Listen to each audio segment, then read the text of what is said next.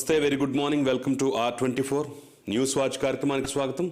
ముందుగా ఈరోజు news watch కార్యక్రమంలో ప్రధాన వార్తాపత్రికలు వచ్చినటువంటి ముఖ్యమైన కథనాలేంటో, ముఖ్యమైన అంశాలేంటో ఒకసారి మనం పరిశీలిద్దాం. ముందుగా ఆంధ్రప్రదేశ్ ఎడిషన్ తీసుకున్న ఆంధ్రప్రదేశ్ ఈనాడు ఎలాంటి అంశాలు ప్రస్తావించిందో ఒకసారి చూసే ప్రయత్నం చేద్దాం. ఆంధ్రప్రదేశ్ బ్యానర్ ఐటమ్గా తీసుకుంది దేనికి ప్లాన్, ఒక వినూత్నమైనటువంటి శీర్షికతోటి ఆంధ్రప్రదేశ్ ఎడిషన్ ఈనాడు దేనికి ప్లాన్ అనేటటువంటి ఒక శీర్షికతోటి బ్యానర్ ఐటమ్గా తన కథనాన్ని ఇచ్చింది. నగరాలు పట్టణాల్లో ఇళ్ల ప్రణాళిక వివరాల సేకరణ, విశాఖలో వాలంటీర్ల నుంచి సందేశాలు. సో అనేక కార్యక్రమాలు అయిపోయాయి, అనేక విధానాలు తీసుకొచ్చారు. ప్రజల్ని నడ్డి విరిచేటటువంటి కార్యక్రమాలు, ప్రజల నుంచి పనుల రూపంలో బాధేటటువంటి కార్యక్రమాలు ఎన్నో ఆంధ్రప్రదేశ్లో ప్రతిరోజు మనం చూస్తూనే ఉన్నాం కదా. మరొక కొత్త ప్రణాళికకి, మరొక కొత్త ప్లాన్కి ఇప్పుడు తెరలేపింది ఆంధ్రప్రదేశ్ ప్రభుత్వం. మనకి హెడ్లైన్తోనే, హెడ్డింగ్తోనే మనకు తెలుస్తోంది. సో లోపలికి వెళ్ళే ప్రయత్నం చేద్దాం. ఇంకెన్ని చిత్రాలు, ఇంకెన్ని విచిత్రాలు ఉంటాయో కూడా తెలుసుకునే ప్రయత్నం అయితే చేద్దాం. మీ ఇంటికి ప్లాన్ ఉందా? ఉంటే దాని కాపీ వార్డు సచివాలయంలో ఇవ్వండి. కాపీ ఇవ్వకపోతే మీ భవనాన్ని అనధికారిక నిర్మాణంగా పరిగణిస్తాం అంటూ విశాఖపట్నంలోని నివాస వాణిజ్య భవనాల యజమానులకు ఫోన్లకు వాలంటీర్ల నుంచి సందేశం. మీ ఇంటి ప్లాన్ కాపీ చూపించండి. మాకివ్వటం ఇష్టం లేకపోతే వార్డు సచివాలయంలో చూపించవచ్చు. ఇంటికి ప్లాన్ ఉందో లేదో నిర్ధారించుకోవటానికి, భవనాన్ని ఎప్పుడు నిర్మించారో తెలుసుకోవటానికి అడుగుతున్నాం. ఇది తూర్పుగోదావరి జిల్లా తునిలో పలు వార్డుల్లో సచివాలయ ఉద్యోగులు చెప్తున్నటువంటి మాట. సో ఏం చేసుకుంటారు ప్లాన్ తోటి? ఎప్పుడో నిర్మాణాలు జరుగుంటాయి. 10 ఏళ్ల క్రితమో, 25 ఏళ్ల క్రితమో, 30 ఏళ్ల క్రితమో, 40 ఏళ్ల క్రితమో ఇంటి నిర్మాణం చేసుకుని ఉంటారు. దానికి సంబంధించినటువంటి ప్లాన్ని ఇప్పుడు తీసుకుని ఏం చేస్తారు మీరు? అంటే ఇదేమన్నా కొత్త ప్రక్రియ? నిన్నటి వరకు మనం చూసాం OTS పేరుతోటి డబ్బులు దండుకునేటటువంటి ప్రక్రియ. ఎప్పుడో ఎన్టీఆర్ హయాంలో, ఇందిరాగాంధీ హయాంలో ఇచ్చినటువంటి పేదలకు ఇచ్చిన ఇళ్లకు సంబంధించి కూడా 10,000 రూపాయలు వసూలు చేయాలి, 15,000 రూపాయలు వసూలు చేయాలి, 27,000 రూపాయలు వసూలు చేయాలంటూ ఒక టార్గెట్లు పెట్టి, రోజుకు 1 కోటి రూపాయల వరకు OTS డబ్బులు వసూలు చేయాలంటూ టార్గెట్లు పెట్టి ఒత్తిడి చేసి ఆ ఉద్యోగుల్ని గుండెపోట్లతో చనిపోయే విధంగా చేసినటువంటి దారుణాలు, దృష్టాంతాలు మనం చూసాం కదా. ఇప్పుడు కొత్తగా మరొక రకమైనటువంటి తంట, మరొక రకమైనటువంటి అంశం. ఇంటి ప్లాన్ ఇవ్వాలట. ఒకవేళ ఇవ్వకపోతే సరే, వాళ్ళకి ఇవ్వకపోయినా సరే వార్డు సచివాలయాలకు వెళ్ళి చూపించాలట. చూపించకపోతే మీది అనధికార గృహం అని చెప్పేసి నిర్ణయం చేస్తామంటూ కూడా కొత్త రకం మెలిక పెడుతున్నారు. అంటే ప్రజల్ని దోచుకోవటానికి, ప్రజల మీద భారాలు వేయటానికి, ప్రజల్ని పన్నుల రూపంలో బాధటానికి ఏది అనర్హం కాదు. కాదేది కవిత కనర్హం అని శ్రీశ్రీ చెప్పినట్లుగా కాదేది బాధుడు కనర్హం అనేటటువంటి రీతిలో ఇప్పుడు ఆంధ్రప్రదేశ్ ప్రభుత్వం వ్యవహరిస్తోంది. ఖచ్చితంగా మనం చెప్పవచ్చు, ఇందులో ఏమాత్రం సందేహం లేదు, మొహమాట పడాల్సినటువంటి అవసరం ఎక్కడా లేదు. అసలు చట్టాలు ఏం చెబుతున్నాయో ఒకసారి చూద్దాం. 1994 మార్చి 1కి ముందు నిర్మించిన భవనాలకు ప్లాన్ లేకపోయినా, ప్లాన్ అతిక్రమించినా జరిమానా లేవు అని చెప్పేసి చట్టం చెప్తోంది. 94 మార్చి 1 నుంచి 2007 డిసెంబర్ 14 మధ్య నిర్మించిన భవనాలకు 10%, 2007 డిసెంబర్ 15 నుండి 2013 ఆగస్టు 4 మధ్య నిర్మించిన భవనాలకు నిబంధనలను మీరితే 25% జరిమానా విధిస్తారు. 2013 ఆగస్టు తర్వాత నిర్మించిన భవనాలకు ప్లాన్లో అతిక్రమణలు ఉంటే 10% వరకు ఉంటే 25%, 10% దాటితే 50%, ప్లాన్ లేకపోతే 100% జరిమానా విధిస్తారు అంటూ కూడా మనకు రకరకాలుగా చట్టాలు ఉన్నాయి. అంటే వీటిలో ఉన్నటువంటి లొసుగులను ఆధారంగా చేసుకుని 1994 మార్చి 1కి ముందు నిర్మించిన భవనాలకు ప్లాన్ లేకపోయినా సరే దాన్ని వదిలేసేటటువంటి, అతిక్రమించినా సరే జరిమానా లేకుండా వదిలేసే అవకాశం ఉంది.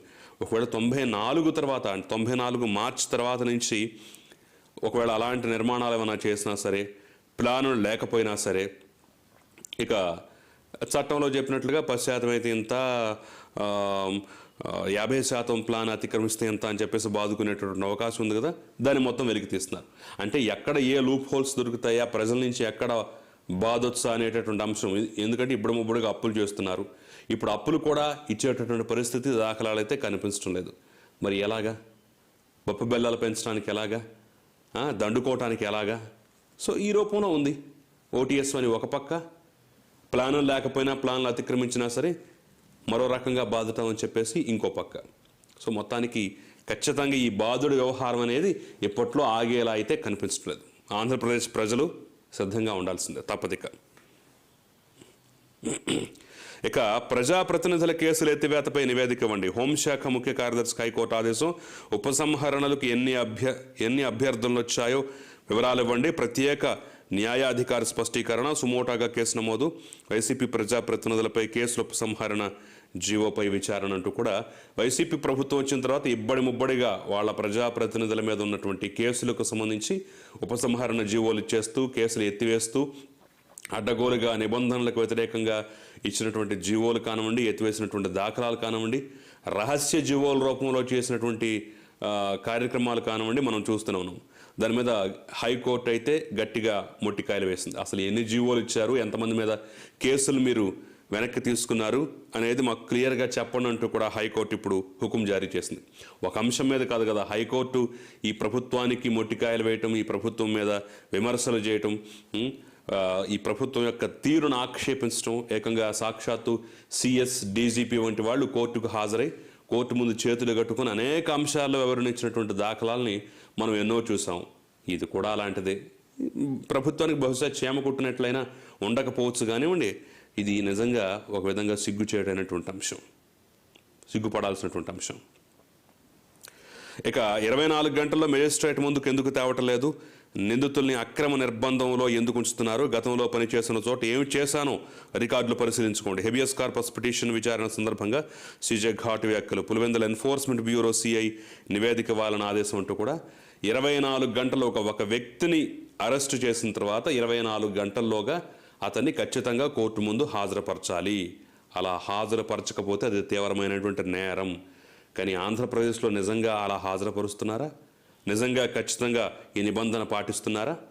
ఇక మీదట ఇంతకుముందు ఏం జరిగిందో తెలియదు కానీ ఇక మీదట అలా పాటించకపోతే మాత్రం చాలా తీవ్రమైన నేరంగా పరిగణిస్తాము. అవసరమైతే డీజీపీని కోర్టుకు పిలిపించి అవసరమైతే శిక్షించేటటువంటి కార్యక్రమాన్ని కూడా తెరలేపుతామంటూ కూడా కోర్టు ఘాటైనటువంటి వ్యాఖ్యలు చేసింది.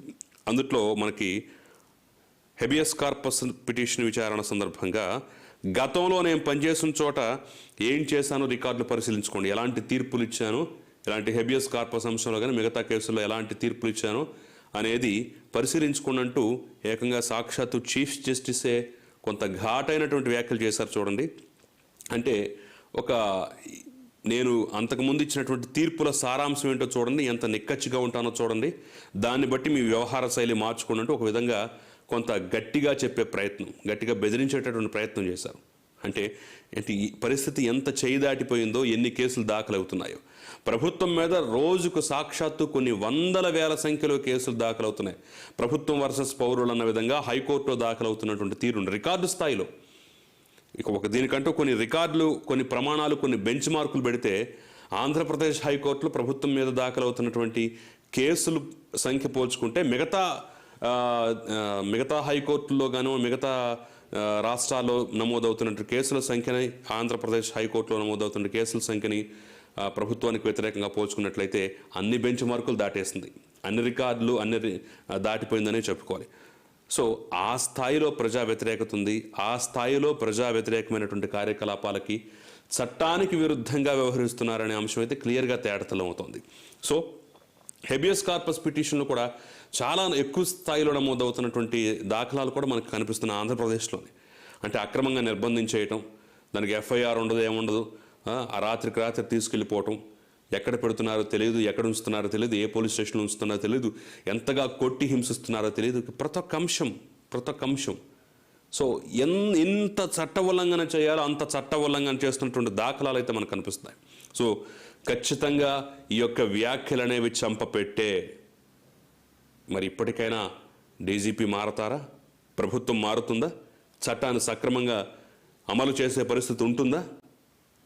ఎంత జరిగినా సరే ప్రశ్నార్థకమే, ఎందుకంటే ఆంధ్రప్రదేశ్లో ఏమైనా జరగవచ్చు. ఏపీలో గంజాయి 3 ఏళ్లలో 3 రెట్లు, రాజ్యసభలో కేంద్ర మంత్రి వెల్లడి. పార్లమెంటు సాక్షిగా ఏపీలో గంజాయి అనేది ఇబ్బడి ముబ్బడిగా దొరుకుతుంది, ఇబ్బడి ముబ్బడిగా రవాణా అవుతుందనే అంశం అయితే తేటతెలమైంది. గంజాయి గురించినటువంటి వార్తలు మనకు కొత్త కాదు. ప్రతిరోజు న్యూస్ పేపర్లు తెలియజేస్తే ఏదో ఒక చోట ఆంధ్రప్రదేశ్లో గంజాయి పట్టుబడిందనో, లేదంటే ఆంధ్రప్రదేశ్ నుంచి రవాణా అవుతూ తెలంగాణలోనో, మహారాష్ట్రలోనో, ఢిల్లీలోనో, రాజస్థాన్లోనో ఇలా రకరకాల ప్రాంతాల్లో పట్టుబడిందని చెప్పేసి మనకు ప్రతిసారి వార్తలు వస్తున్నాయి. అక్కడ పోలీస్ అధికారులు కూడా ట్వీట్ల రూపంలో తెలియజేసిన సందర్భాలు ఉన్నాయి. ఇక తెలంగాణలో అయితే ఎక్కడ గంజాయి పట్టుబడ్డా, ఎక్కడ మాదక ద్రవ్యాలు పట్టుబడ్డా దానికి సంబంధించిన మూలాలు, లింకులు ఫలానా చోట నుంచి ఫలానా చోటకు వస్తున్నాయి, ఇదిగో ఈ రూట్లో వస్తున్నాయంటూ రూట్ మ్యాప్లు వేసి మరి పోలీస్ అధికారులు చెప్తున్నటువంటి దాఖలాలు మనం చూస్తున్నాం. సో అవన్నిటిని కొట్టిపారేస్తూ డీజీపీ అనేక సందర్భాల్లో మాట్లాడారు. అసలు ఏపీలో గంజాయే లేదు, సాగే జరగట్లేదు, ఏదో ఉన్నా ఏదో కొద్దిపాటిదే, గతంలో ఉన్నట్లుగానే ఉంది, అసలు మేము చాలా నిక్కచ్చిగా ఉన్నాం, ఇక మీదట గంజాయి గురించి, గంజాయి వార్తలు, గంజాయి దొరికిందంటూ దుష్ప్రచారం చేస్తే మేము చర్యలు తీసుకుంటాం, సోషల్ మీడియా మీద చర్యలు తీసుకుంటాం, వ్యక్తుల మీద చర్యలు తీసుకుంటాం అంటూ ఎన్ని కథలు చెప్పారు, ఎన్ని మాటలు మాట్లాడారు డీజీపీ గారు, ఎంత బెదిరింపులకు పాల్పడ్డారు చూడండి. కేంద్ర మంత్రి చెప్తున్నారు. మరి కేంద్ర మంత్రి, కేంద్ర హోంశాఖ సహాయ మంత్రి నిత్యానంద రాయ్ రాజ్యసభకు తెలిపారు. రాజ్యసభకు తెలపడం ఏంటో తెలుసు కదా, అదొక ప్రమాణ పత్రం లాంటిది. కేవలం నిజాలు మాత్రమే చెప్పాల్సినటువంటి సందర్భం అది. దాన్ని మించినటువంటి బెంచ్ మార్క్ మరొకటి లేదనుకోవచ్చు.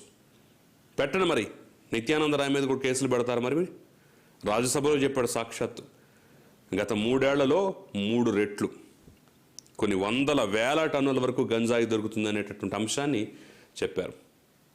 చూద్దాం డీజీపీ గారు ఎప్పుడు కేసులు పెడతారో చూద్దాం. మరి ఏకంగా కేంద్ర మంత్రి మీదే, కేంద్ర మంత్రికి చెప్పారు కదా, మరి ఆయన మీద కూడా కక్ష తీర్చుకుంటారేమో, లేదంటే కేంద్రానికి వ్యతిరేకంగా, కేంద్ర మంత్రికి వ్యతిరేకంగా ఆయనే రాజ్యసభలో తప్పుడు మాటలు మాట్లాడారనే స్టేట్మెంట్ మరి ఇస్తారేమో చూద్దాం. ఇక మహాపాదయాత్రకు అడుగడుగున అడ్డంకులు, సర్వేపల్లి నియోజకవర్గంలో వంటలకు, బస్సుకు అమరావతి రైతుల అవస్థలు అంటూ కూడా చాలా దారుణం ఏంటంటే కథనం ఇది. నడి రోడ్డు మీద కూర్చొని నిన్న అమరావతి రైతులు భోజనం చేస్తున్న సందర్భం. అమరావతి రైతుల పాదయాత్ర ప్రారంభమైన దగ్గర నుంచి అడుగడుగున స్వాగతాలు, సత్కారాలు, రోడ్డు మీద వాళ్ళు నడుస్తుంటే పూలు జల్లి మరీ ఆహ్వానించినటువంటి దాఖలాలు మనం చూసాం. అదే కాదు, వైసీపీ నేతలు కాకాణి గోవర్ధన్ రెడ్డి ఆధ్వర్యంలో సర్వేపల్లి నియోజకవర్గంలో జరుగుతున్న దాష్టికాల గురించి కూడా మాట్లాడుకోవాలి.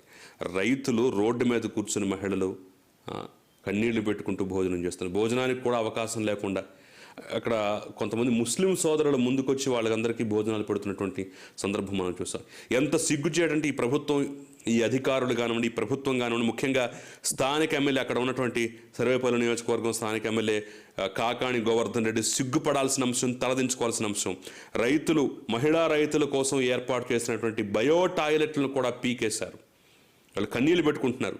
ఇప్పుడు మేము బయో టాయిలెట్లు కూడా అనుమతి ఇవ్వకపోతే ఆడవాళ్ళం సిగ్గుతో చచ్చిపోతున్నాం, చెట్ల వెంట, పుట్ల వెంట ఎక్కడో మేము కాలకృత్యాలు తీర్చుకోవాలంటే సిగ్గుపడుతున్నాం, సిగ్గుతో చచ్చిపోతున్నాం. ఇంత దౌర్భాగ్యం, ఇంత నీచం ఎక్కడైనా ఉందా? మీరు రాజకీయంగా ఎలాంటి కార్యాచరణ ఉండొచ్చు, మీ విధానం ఏదైనా ఉండొచ్చు, మీరు 3 రాజధానులు ఇక్కడ 33 రాజధానులకు కట్టుబడి ఉండొచ్చు, మీరు ఎలాంటి నిర్ణయమైనా తీసుకోవచ్చు, మీ యొక్క విధానం ఏదైనా కావచ్చు. కానీ ఒక సంకల్పం కోసం పాదయాత్ర చేస్తున్నటువంటి మహిళలకు సంబంధించినటువంటి ఆ పాదయాత్రలో ఉపయోగించుకున్నటువంటి బయో టాయిలెట్లు కూడా పీకేయటం ముందు చూశారు. ఇంతకన్నా దుర్మార్గం మరొకటి లేదు. మీరు వాళ్ళకి భోజనాలు కూడా దక్కకుండా ఏదో రోడ్డు పక్కన కూర్చొని భోజనాలు చేస్తున్నారు, అలాంటి పరిస్థితి కల్పించారంటే దాన్ని కూడా ఒక విధంగా క్షమించవచ్చేమో కానివ్వండి. స్త్రీలకు సంబంధించినటువంటి అంశం, స్త్రీల అభిమానానికి సంబంధించినటువంటి అంశం. ఈరోజు బహిరంగ మలమూత్ర విసర్జన చేయడానికి వీల్లేదు, అందరూ టాయిలెట్లు కట్టించుకోవాలంటూ కేంద్రం నుంచి రాష్ట్రాల వరకు ప్రతి రాష్ట్రంలో చేస్తున్నటువంటి ప్రచారం కానివ్వండి, టాయిలెట్లు కట్టుకోవడానికి ప్రభుత్వాలు ఇస్తున్నటువంటి ఆర్థిక సాయం కానివ్వండి, తీసుకొస్తున్నటువంటి అవేర్నెస్ కానివ్వండి, ఎంత ఏ స్థాయిలో జరుగుతుందో ఈ రోజుల్లో. టాయిలెట్ లేకపోతే, ఇంట్లో టాయిలెట్ లేకపోతే దాన్ని ఒక తక్కువ స్థాయిగా చూసేటటువంటి పరిస్థితులు ఉన్నటువంటి నేపథ్యంలో కేవలం మారుమూల ప్రాంతాల్లో నివసించేటటువంటి నిరక్షరాస్యులు, చదువుకోని వారు కూడా సరే అప్పో చేసైనా సరే తమ ఇంట్లో టాయిలెట్ కట్టించుకొని తమ స్త్రీల యొక్క అభిమానాన్ని కాపాడుకుంటున్నటువంటి నేపథ్యంలో ఈరోజు అమరావతి రైతులు చేస్తున్నటువంటి పాదయాత్రలో బయో టాయిలెట్లు పీకేస్తారా? ఇంతకన్నా దౌర్భాగ్యం ఏమైనా ఉందా? ఇంతకన్నా నీచమైనటువంటిది ఏమైనా ఉందా? సిగ్గుపడాలి మీరు, ఖచ్చితంగా సిగ్గుపడాలి మీరు. ఇది ప్రధానమైనటువంటి అంశం. ఇక ఒకసారి మనం ఆంధ్రజ్యోతి చూద్దాం. స్వచ్ఛంద నిర్బంధం, పేదల ఇళ్లకు ఓటీఎస్పై సర్కారు వింతవాదన, అవగాహన కల్పించేందుకే వాలంటీర్లు పెడుతున్నారట.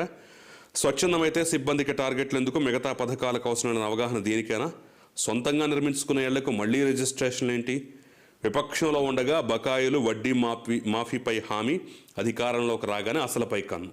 ఇది అసలైనటువంటి పాయింట్. జగనన్న సంపూర్ణ గృహ హక్కుపై పిల్లి మొగ్గలు. ఆంధ్రజ్యోతి ఇచ్చినటువంటి కథనం ఓటీఎస్ మీద చిన్న మాటతో తేల్చేశారు. ఆంధ్రప్రదేశ్లో పెళ్ళైన వారందరికీ బంపర్ ఆఫర్.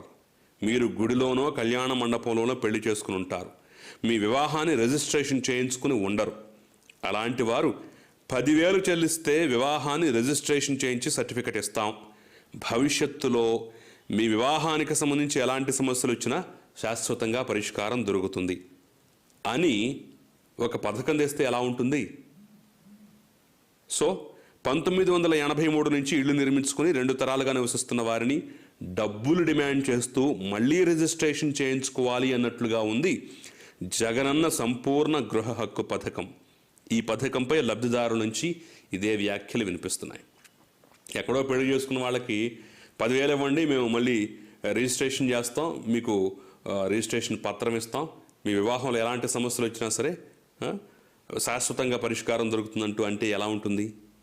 సో ఇది కూడా అలాగే ఉంది. ఎప్పుడో 2-3 తరాల క్రితం ఇచ్చినటువంటి దానికి ఇప్పుడు సంపూర్ణ గృహ హక్కు అంటూ 10,000 కట్టాలి, 15,000 కట్టాలి, 20,000 కట్టాలంటూ కూడా డబ్బులు వసూలు చేసేటటువంటి ప్రక్రియ.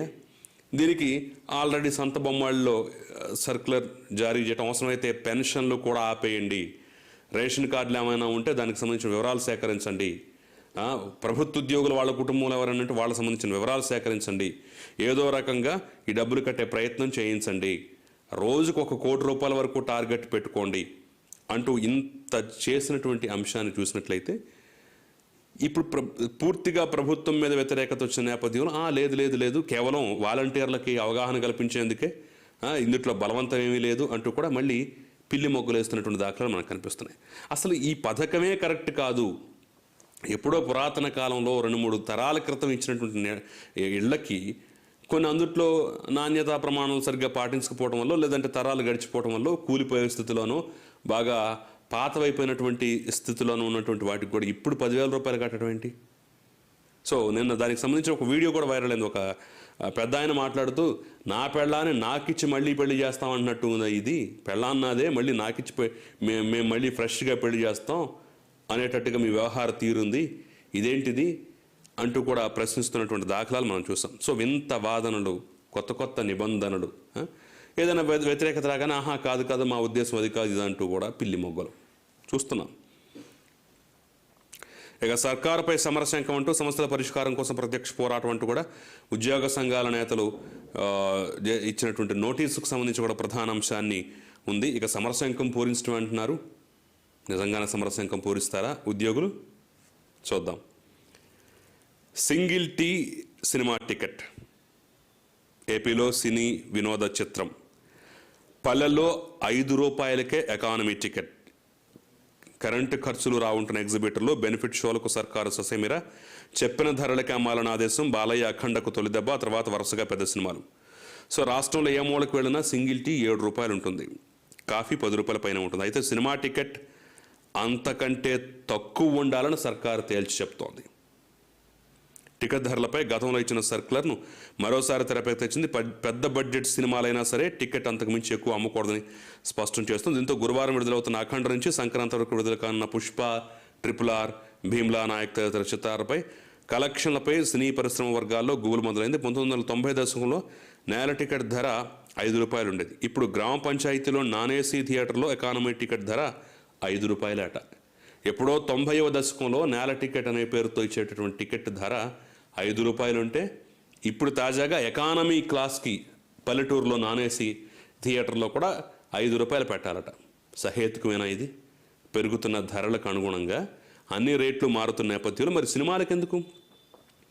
గ్యాస్ ధరలు పెరుగుతున్నాయి, వంట నూనె ధరలు పెరుగుతున్నాయి, పెట్రోల్ డీజిల్ రేట్లు మీరు తగ్గించాలి, అన్ని రాష్ట్రాలు తగ్గించాలంటే మేము తగ్గించాం, కేంద్రమే తగ్గించాలి, మాకు సంబంధం లేదు, రాష్ట్ర ఆర్థిక పరిస్థితి అంటూ మాట్లాడారు. ఇక మద్యపాన నిషేధం అని చెప్పి కూడా లిక్కర్ రేట్లు అసలు ఇబ్బడి ముబ్బడిగా ఆకాశంలో పెరిగిపోయినటువంటి పరిస్థితి. ఇసుక రేటు గతంలో టన్ను 3,000 రూపాయలకు దొరికేటటువంటి ఇసుక రేటు ఇప్పుడు దాదాపు 10,000 అయినా దొరుకుతుందో లేదో తెలియనటువంటి పరిస్థితి.